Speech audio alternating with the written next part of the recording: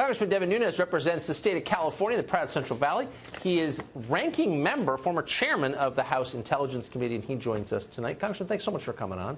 Great to be So with I don't you. want to put you in an awkward situation, but you serve on this committee with Adam Schiff. And so, again, if awkward for you, I hope you'll just say so. But I'm used to being Adam on your Schiff, show. It's always awkward with you. Good. Well, let me make it worse.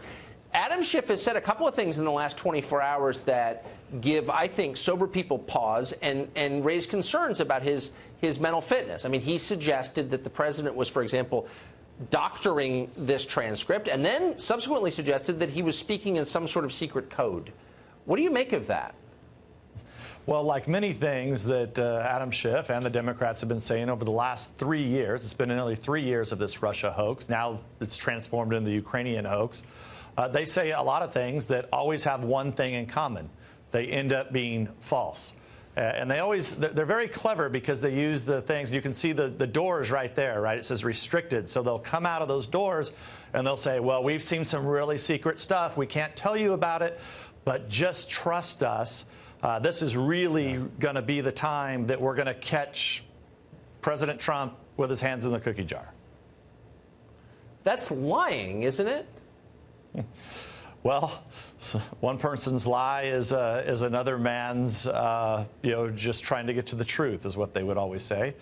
Yeah. And look, we're going to see more of it tomorrow. Tomorrow we have the director of national intelligence, the acting director, coming in to testify, 9 a.m. Everybody's going to be watching. There's going to be hundreds of media people there. Every station's going to be covering it live. And look, this is not what the Intelligence Committee should be doing. If we want to take a whistleblower seriously, we should be doing it behind closed doors so that we actually can talk classified information to try to determine whether or not there's actual real, if there's really something to this complaint or not. Have you spoken? I mean, you've been in the House for a while, and you were committee chairman. I mean, you know everybody.